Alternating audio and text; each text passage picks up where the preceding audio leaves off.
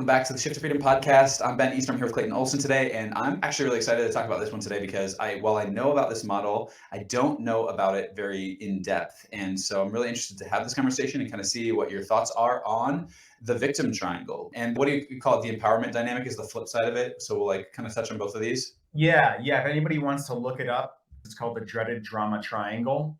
And then there was the inverse of this created called the empowerment dynamic by a guy named David Emerald. And he's got a book called The Empowerment Dynamic. I'm excited to talk about this as well because it is such a useful, universal model for how people get into really crappy situations with themselves and with others in relationship, whether it's an intimate relationship or whether you're in business, friendship, family. This drama dynamic that we're going to talk to today becomes present.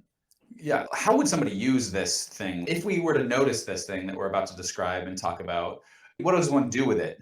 Yeah, great question. So what this does is it is a model that when we distinguish it and bring it to our conscious awareness, it'll give us an opportunity to become aware of the ways in which we are keeping ourselves stuck in what might feel like chaos in a relationship or what might feel like a really disempowering situation. So we're going to illuminate three different positions in the dreaded trauma triangle that people often find themselves in. And when you can start to see the different behaviors and ways of being that these three positions occupy, you might be able to relate to them. And you then have an opportunity to step outside of the cycle and transcend it and actually really, truly recreate the relationship from the ground up in a way that's going to actually work and allow you to feel that you're empowered, or perhaps to end the relationship, move on, take a break from it. And the way that I think about this is as sort of a cycle or as like a kind of a trap that we get into where we'll shift from like one of these roles to another and kind of just like move through this escalator of drama, basically. Yes. An escalator. I don't know if that's a great metaphor, but moving from kind of like one phase to the other, Yeah. and then we wind up stuck because we're not in power really in any of the roles that we could be playing in this drama triangle. Do I understand that? Yeah. Each one of these roles is very fluid. And Yeah. oftentimes, if you're in the triangle, you're switching from one position to the other.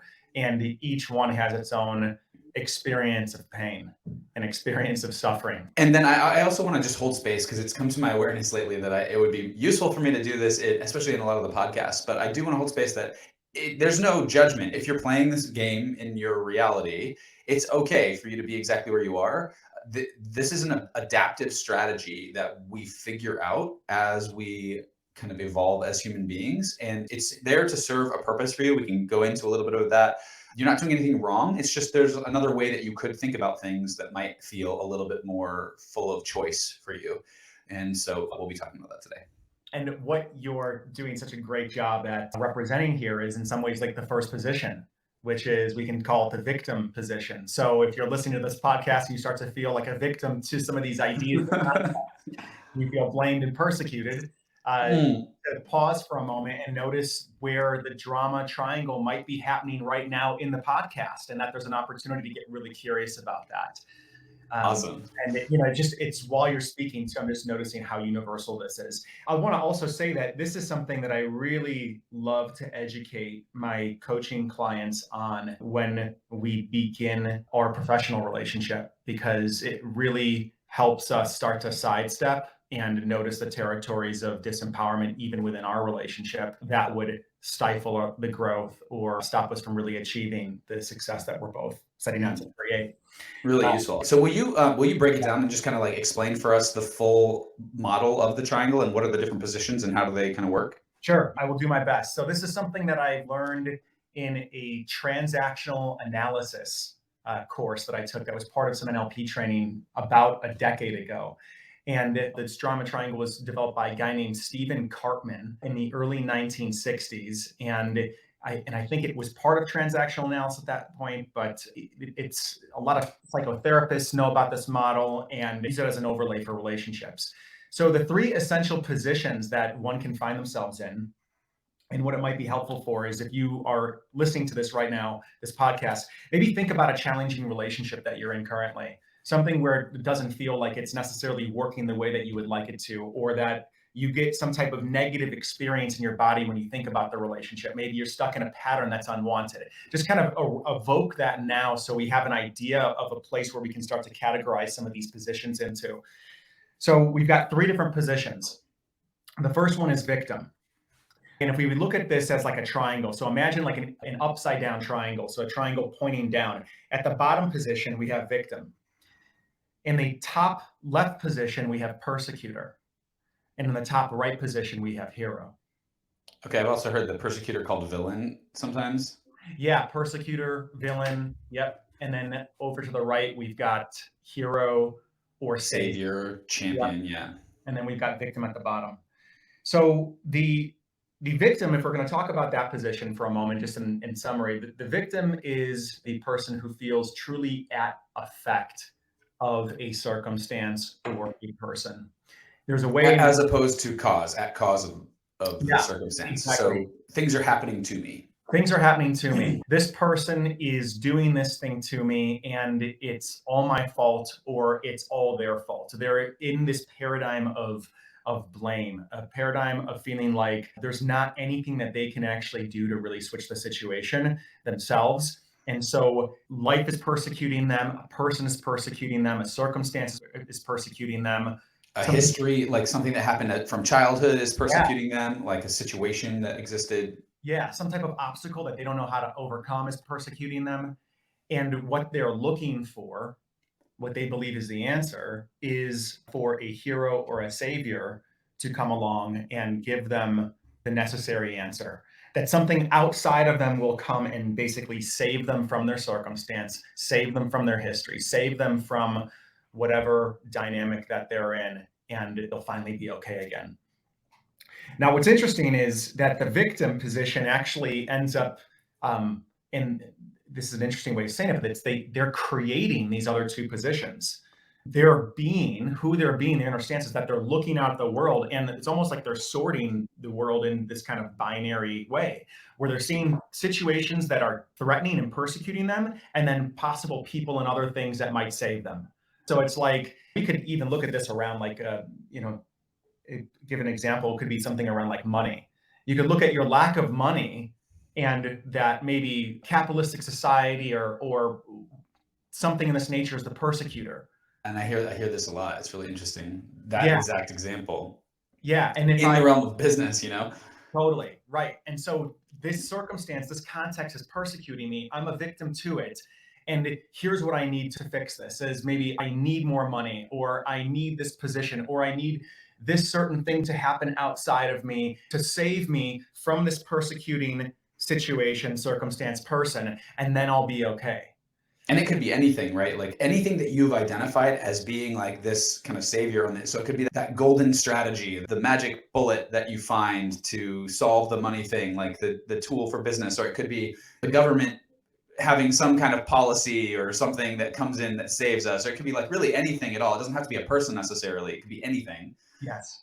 that you believe is just going to like come in and swoop in on a white horse and rescue you from whatever the situation is. It could be a business coach named Ben Easter. Right? It could be that all of a sudden there's a way in which you are orienting towards a coach or a therapist or some type of outside consultant as seen as that they are going to be the hero that's going to come in and create all of the answers for you from whatever circumstance that you're in. I just want to pause because I love this so much that this model is so pervasive in reality that if you follow the podcast, you listen to Paige and I do the Disney movies where we'll review the Disney movies. This thing is like the rising action for every single Disney movie that ever happens is like there's some situation where the hero is like you think of like the village, and the village it comes under attack from some outside force or something like that, and then we need a hero to rise up and save the village. And so that's like what starts to happen in this thing. And I think it's just like it's so deeply in our subconscious, this triangle, that you Yes. can see it literally once you start to notice it, you can see it everywhere in the world. Yes, yes, to that point too. And I love that you brought up Disney, because as I was thinking about this before our conversation, I was like, God, I bet Ben, with some of these other podcasts you're doing around this, are seeing this constantly. So I love that you're connecting that dot here. And another piece too is this is so embedded in our psychology. This is actually how marketing works and what marketing is essentially exploiting. Underlying what you said earlier about like the silver bullet solution, the three simple steps, the fix that's going to save me from whatever kind of problem that I'm having. And so, we are taught in some ways culturally through conditioning to be consumers. And to be a consumer in some ways is to be in the victim position, persecuted by maybe a lack of good looks, persecuted by a lack of status, persecuted by maybe a lack of belonging. But if we were to buy this thing, whatever it is, XYZ, which is in the hero position, then we will be okay and we'll be saved from this victim position that we find ourselves in. And this shit is so meta that I'm going to go even one layer deeper. Even it's happening right now in that thing that you just said, like we are conditioned as people. So there's this situation that's happening to us. And now if only we have this mindset model of the drama triangle that can come in and save us from our positioning in the world. It's so pervasive. So again, I just want to point out, like, this is totally normal for this to happen. And it just gets us stuck in a way of thinking, if we're not careful, to be like always on the lookout for what are those villains, what are those heroes in our world. Right. This model will save people though. This model, yeah. But this one's different, y'all. So tune in. Yeah. I love the meta on that. Yes, and that is so.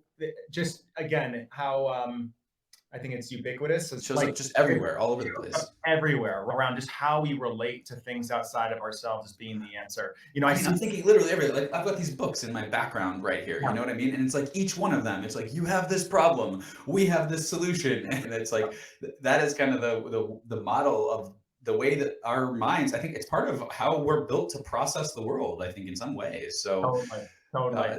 It's everywhere. I'm curious too, as we talk a little bit further into these different positions, how they kind of show up in your work. So, I'll name this just in my world of some of the relationship work that I do. Somebody may be in the victim position because they feel like they don't have the relationship that they want. And what's persecuting them could be that there's no good men out there, or that there's no good women out there. It could be some type of limiting belief about a certain obstacle or something that's stopping you from going out and creating what you want. And the hero in that position is like finally the healthy relationship, or the person that's going to love them the way that they want to be loved. The person that's going to come and save them from their boring ass life that they're uninspired by. Like these are some things that actually happen. And I'm exaggerating a little bit just to make a point here. The ways in which we look at relationship, we think that our life will be so much better once we get that relationship, and how that actually has us then enter into dating, enter into the relationship field from a place of disempowerment, because we are psychologically, subtly, and sometimes maybe overtly looking for someone to rescue us from our circumstance, which is not attractive. It's not magnetic. And what we end up doing is, if we find someone who is going to willingly play the hero role in our life, we enter into and start a chain reaction that could lead to what I'm about to talk to next.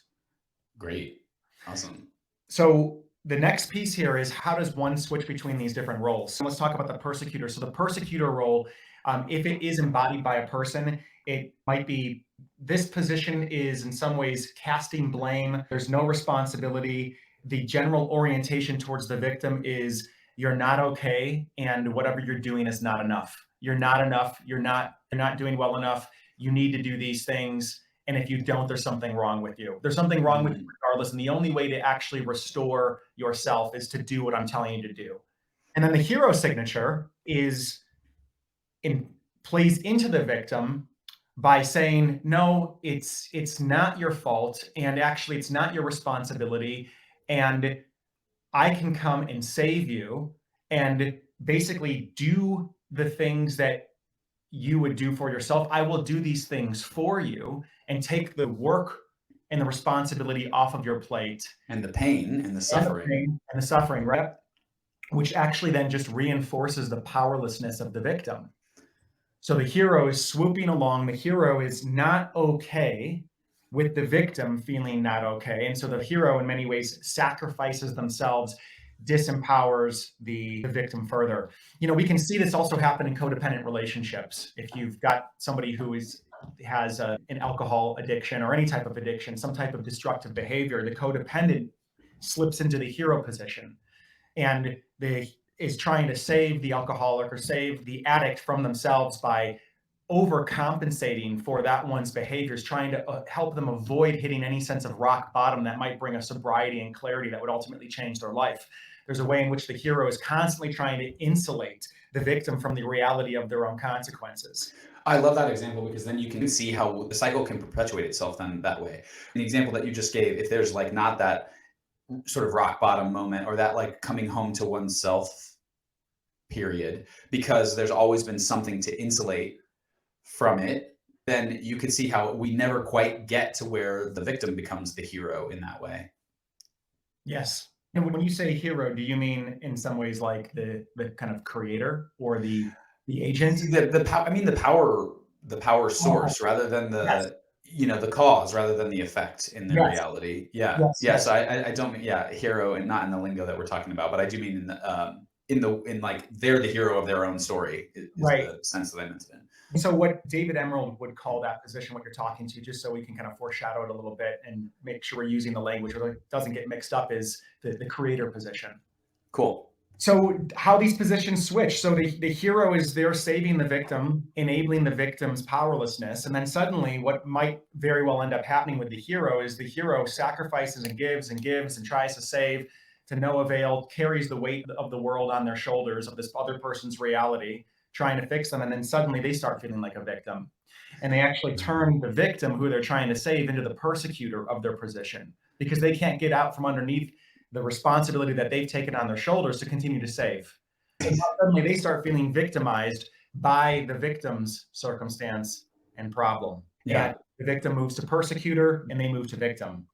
Hmm. So we, in any type of dysfunctional relationship, or let's just say this, a dysfunctional dynamic that's occurring within a relationship, because this happens in healthy relationships as well. I noticed this happen in my relationship with my fiance is Hmm.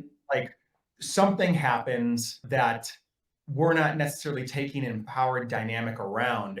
And it's just such human nature to slip into one of these three positions, from a Yeah. place of what looks like love or trying to support the other person, but not coming from a place of like empowerment or trusting that one is okay or that they can handle their own consequences. And the next thing you know, you find yourself on the victim triangle, switching from these different positions, fights ensue. And if you're not conscious of it, you can stay there for a really long time.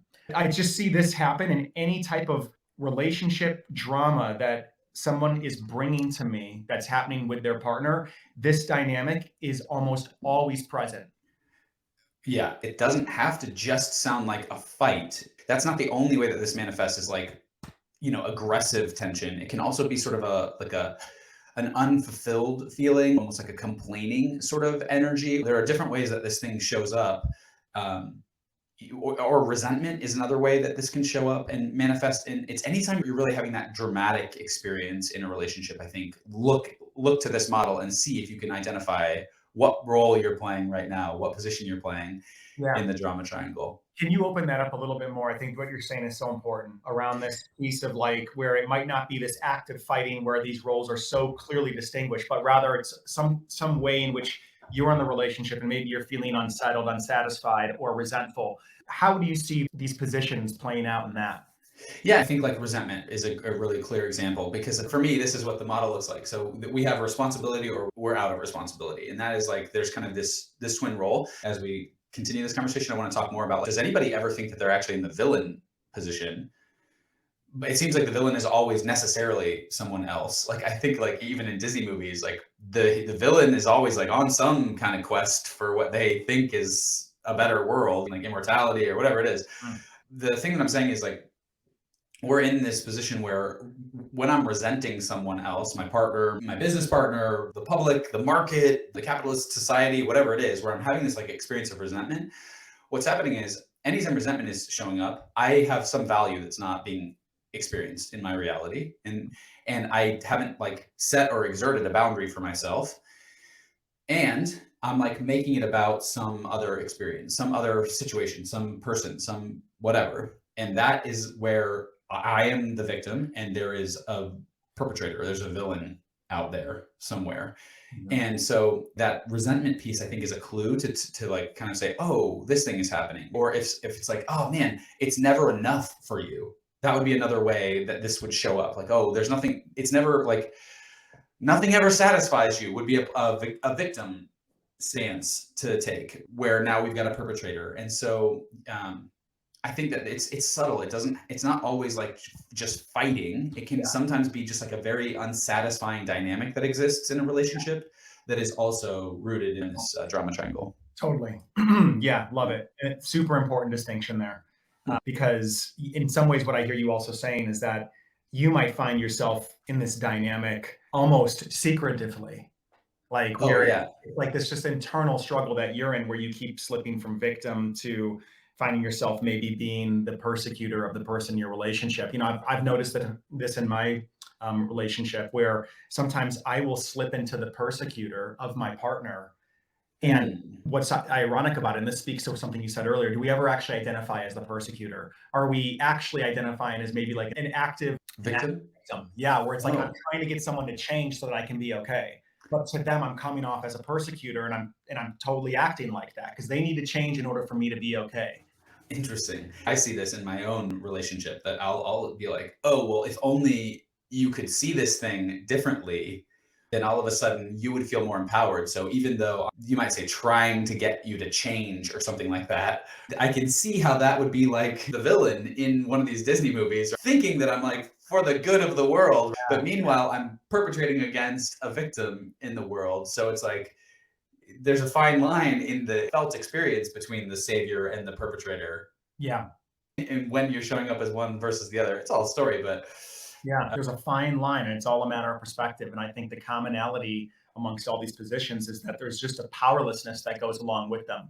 mm, You're trying to change the outside world. You're trying to get something from the outside world. You're ooh, relating to other people as if they're not okay and that they need to be saved, which requires maybe a kind of sacrifice on your part. Like each one of these positions is painful. And mm, it's not a place to create from. It's not truly a place to, I think, find your own internal balance from. yeah. So anything else you want to say about the triangle itself before we move it? Because I'd like to Yeah, empower people as well. yeah. I think that's good. Cool. So let's notice then, if we become aware of this, that we're playing one of these roles, that we've stepped into one of these roles, Yeah. now what?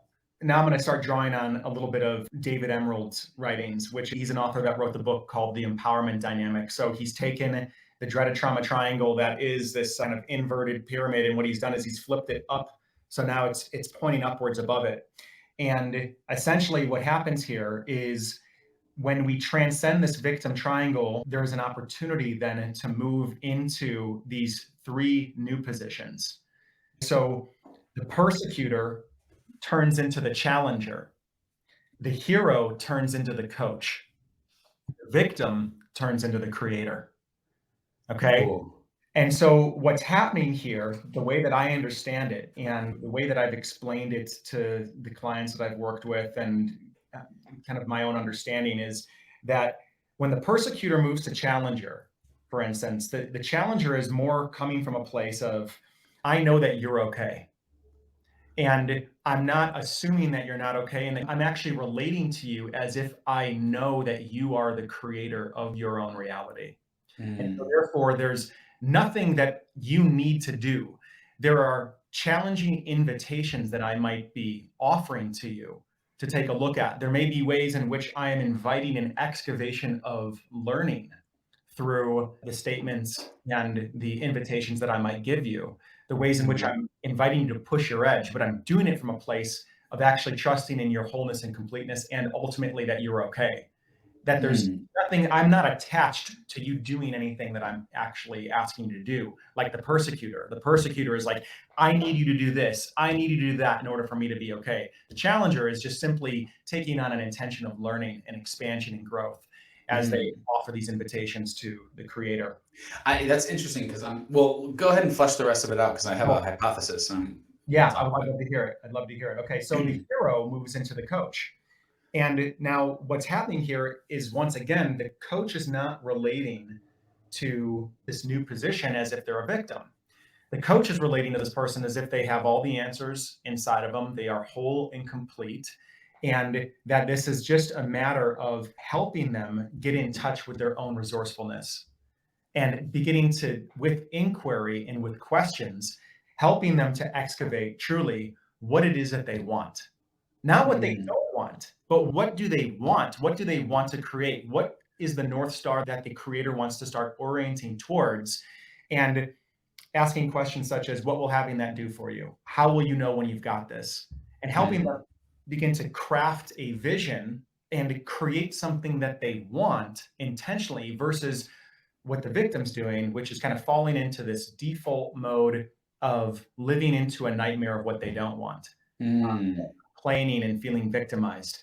yeah, So the coach is just helping them actually, in many ways, take responsibility for their own creatorship and love that. the victim position. I also want to notice, by the way, if you want to charge up your goals, those two questions that Clayton just asked, what will this give you? What will this be for the sake of in your reality once you have this thing that you want?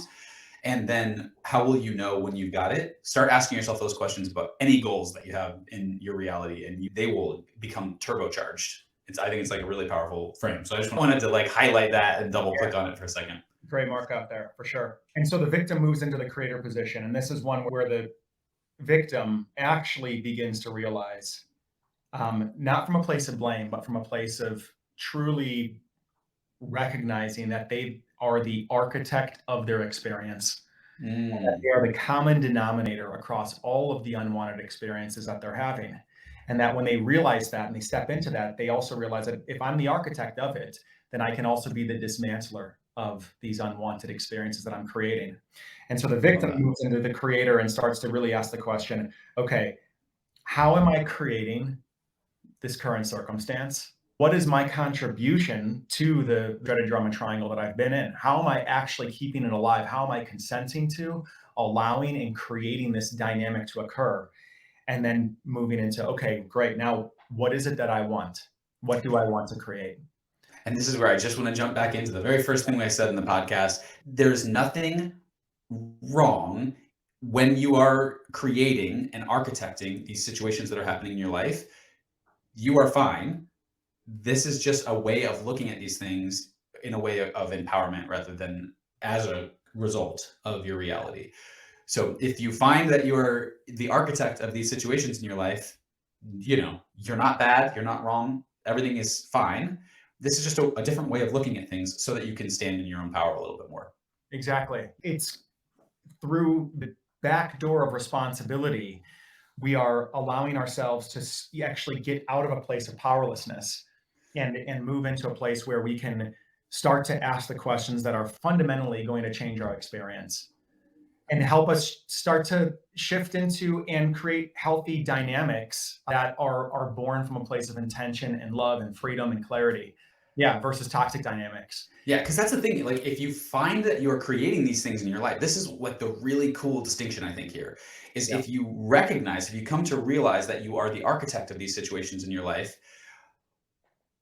from a place of no judgment, you now have so much power in your reality because if you have been creating them the way that they are, you can create them some other way. And Yeah, this is, I think, a really beautiful and empowering thought to think, frame to hold for the world.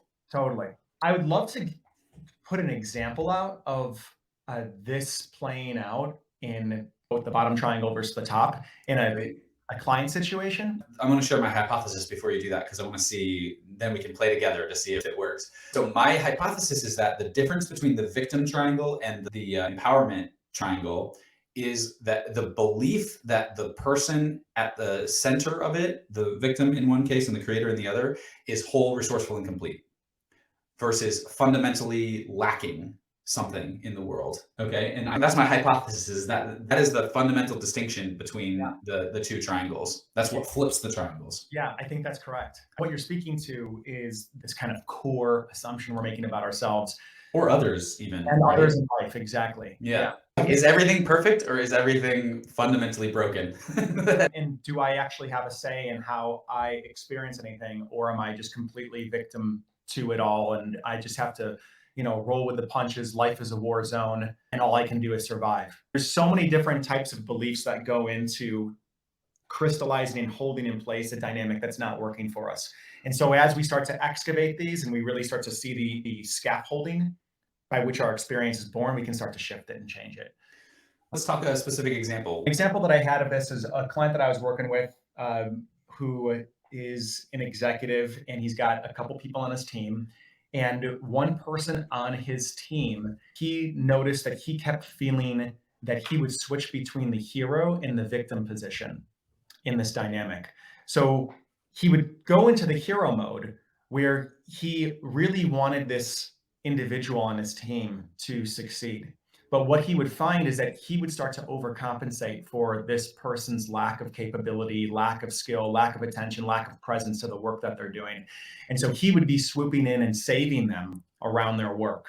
Mm-hmm. What this would do is he would get a serotonin hit on one level for swooping in and being the hero and being able to exercise his confidence. But then he'd find himself quickly in the victim position being like, okay, well, I'm carrying too much. This feels like I'm compromising myself. I'm disabling this person's capacity to actually perform. And now I'm feeling like a victim in this experience where now I have to uphold this same type of behavior over and over again to keep this person on my team. And there's a genuine care there. And that's also what's kind of holding this in place, is that there is a genuine care for this person on his team to succeed.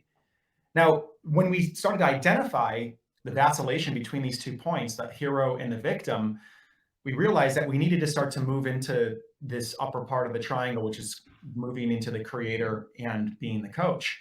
And what that required was, number one, for him to allow his employee to fail, for him to allow the person on his team to actually hit rock bottom if he needed to, and for him to not swoop in and save this person, and to actually let this person hit rock bottom and create and develop the necessary learning so that they can move into the creator position.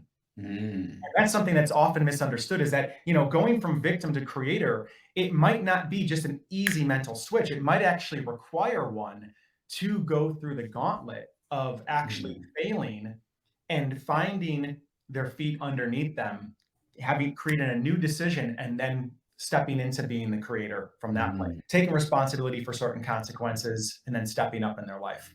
And so as my client moved more into the role of being a coach rather than a hero, he allowed this gentleman to go on his own learning journey within the workplace. And for this guy to begin to transition from victim to creator. And what happened with my client is that they were able to get out of the way and start to actually hold the space for this person's development in a way that no longer disabled them and kept them in a victim position, which then on the other side of it allows that person to gain the necessary skills and then to become a necessary and competent person on the team again. Now, granted, that's like kind of best case scenario. It might be in other situations that somebody ends up actually transitioning out and maybe someone has to get fired, or there's a realization that they're not the best for the role. This is probably one of the best case scenarios. When you're in the hero position with maybe your team, or you're in the hero position in your relationship, it's not sustainable. It's exhausting, and it is a hotbed for resentment. That resentment you're talking about earlier, this is where the resentment starts to come in, is because you are operating out of your power and you're trying to hold something up that's not yours, whether it's in someone else or some other circumstance. Yeah. And it sounds like part of what's happening in that scenario is that what flips the switch is the permission to fail. And again, I just want to tie it back, because I do think that the hypothesis played out in this situation. It's like the executive came to some sort of acceptance that it was okay for this person to fail and learn his lessons or not learn his lessons and be in whatever place it was. And that opened up some freedom in the dynamic for this person to start to show up as a creator in their own reality, in his own reality over here. Yeah. That's it. Tying it back to that. Exactly. Yeah. A question that is useful, I think, is it okay for this situation to play out exactly how it plays out? Can we be okay with it if it fails, if it doesn't work this way, so that we can free ourselves from this dynamic? Because we know that the hero victim dynamic is unsustainable. Yeah, That's where overwhelm and burnout come totally. from. That's where like icky team dynamics happen, where there's that resentment or that like sort of combative or whatever those feelings, the drama Yeah, feelings are happening, are rooted in some fundamental belief that it's not okay to be the way that you are. yeah, And it's not okay for that to look like whatever it looks like in the world. yeah, And you have to change and you have to do it a different way. Otherwise, things will be awful. That's like the part of the sentence that nobody ever completes. yeah. You have to do it. And I Other, think it's so important to challenge that, and also just to, I want to name that, like, this move from the dreaded drama triangle to the empowerment dynamic, I think is a really scary one. It's not just like, oh, boom, again, just we flip the switch and now suddenly I'm a creator and I'm a coach. It's like you might have to face an underlying assumption that you don't want to face in order to make that transformation. Like what you're saying, that I'm actually going to stand in the perspective that it is okay for this person to fail. And Mhm. that might reflect on me. And it might create some horrible result in the world, quote unquote, like something that we really don't want. Yeah. And so it takes a real act of courage to move into this position of actually trusting someone to be whole and complete and face their own consequences and stop taking responsibility for them. I mean, it takes tremendous courage to move into that position. So I don't want to, gloss over this and make this like a mental trick. I think it Mm. requires a real um, recontextualizing of oneself and of what reality is to move cleanly into that position of being a coach from hero. I love that you pulled that concept of courage into this. I think courage is such a beautiful concept and such a powerful tool in our toolkit. For me, the question is like, is this something that's worth being courageous about? Because if it's not, fucking save yourself the headache. I love that you brought that in because so much of the great benefits that we can experience in our world come from taking some kind of courageous action Yeah. in the world that helps us to become the kind of person who doesn't build walls around the city to protect from some threat, some external threat, but actually like comes to acceptance that the threat could happen Yeah. and that we can be okay on the other side of that Yeah. threat. And I think that's courageous action. If there's no risk of failure, of, loss, of whatever the thing that you're afraid of is, then we don't actually have courage and we won't ever develop confidence, actually, because I think confidence comes from courage. I think we only develop confidence when we have taken courageous action, and action can only be courageous in the presence of something risky Mm, where we nice. have a possibility of loss. Mm, So I love that you brought that up because I think it's so important to have there be space for this not to be like an easy, like just a switch that you flip in your mind. Because think about what courage requires is risk. And so if you're not facing something that's like, ooh, something that you actually don't want to happen, right, then we haven't accessed courage and we probably haven't accessed the transformation. And that again is why I think it's so important to have this mental model of whole, resourceful, and complete. I will be okay. I don't need anything from the outside world to be okay. yeah.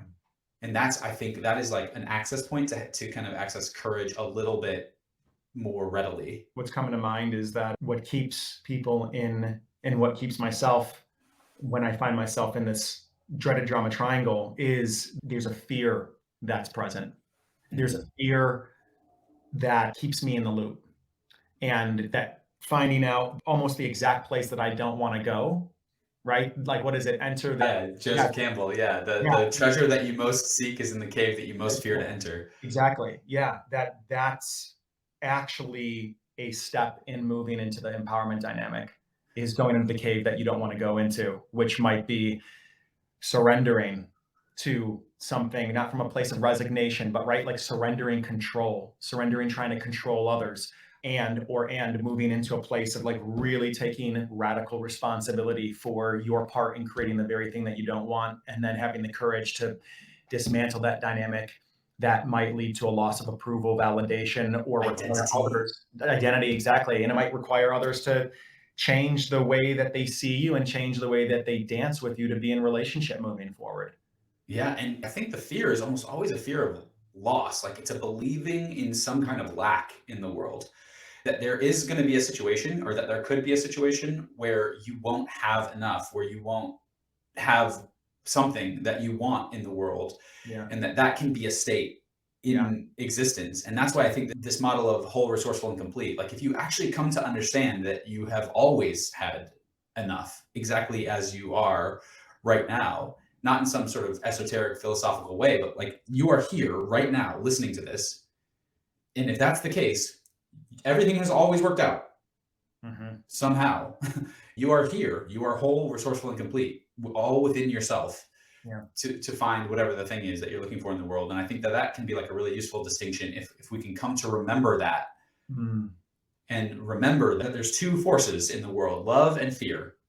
Love and fear. We can make choices from one of those two places all the time. And there are like ways that those play out, but it's we're either moving towards something that we want or we're moving away from something that we don't want.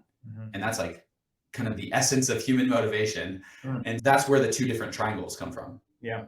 We are either taking action from a place of fear, and that's the victim, villain, savior triangle, the drama triangle, or we're acting from a place of love, wholeness, completeness. And then we've got the creator, the empowerment dynamic. Nice. What David Emerald's coined. Cool. We learn the dreaded drama triangle from our parents, from watching the way that our parents relate to each other. We learn it from society and how movies, TV, songs.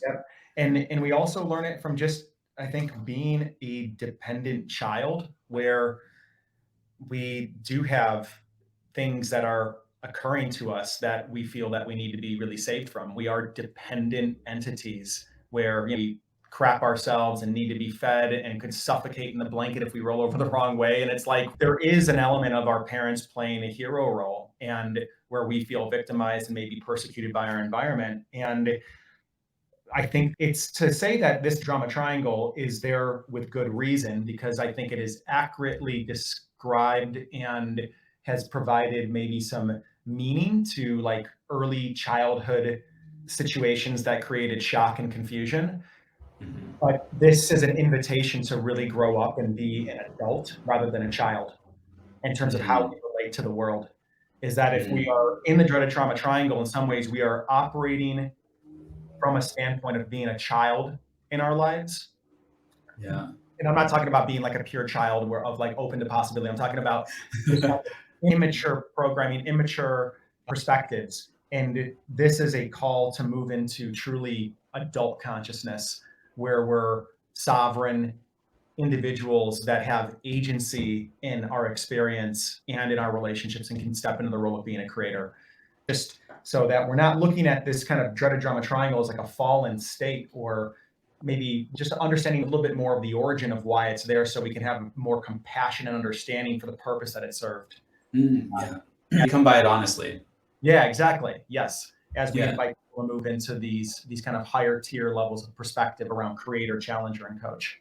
Yeah, absolutely. And also, I think one final distinction that I'd like to make is that it's a practice. This is not something that you like. I think you could decide maybe in some states of mind that could be powerful enough, but I think that it's more resourceful to think of it as a practice that we decide to enter into, of taking more and more ownership in our reality, more and more of that creator role in our reality, more decisions from love than fear, and just kind of shifting the balance. And just, it can be okay for it to take some time, and it can be okay to be on the journey of it, and to start to become aware of it, and then not to judge ourselves for where it came from, but to have compassion for, again, that we came by it honestly, and to move more and more into that place incrementally over time, and not have some story that we should be there already, or there's something wrong with us if we're not. Love it. Great final point. Awesome, dude. Well, thank you as always. Thank you so much, folks. Clayton is a master of this stuff, so if you want to reach out, Clayton, they find you on Instagram, they find you on your website. On YouTube, wherever it is. Actually, you talk about this a lot on YouTube as well. So if you want to dig more into this, go check out Clayton's YouTube channel, because he's got some really great explorations of these concepts. Yeah, thank you, Ben. Thank you for dancing in this conversation. Yeah, always enjoy it. Yeah, thanks, brother. All right, see you next time. Thanks so much for listening to the Shift to Freedom podcast. If you want to get the most out of your time here, think about this. What's the one thing from this episode that resonated the most for you? Asking that simple question can help anchor in your insights and remember who you want to be. If there was even a single thought in today's episode that helps you to become even 1% more free, then we are thrilled. If so, would you do us a favor? We're on a mission to spread the message of freedom, and we could use your help. See, the algorithms love it when we get reviews, shares, comments, and likes, and then that helps other people like you to find the podcast and just maybe change their lives. So if you like what we're doing and you want to generate some positive karma for the day, please write us a review wherever you get your podcast love. See you next week, and in the meantime, live your freedom and love your life.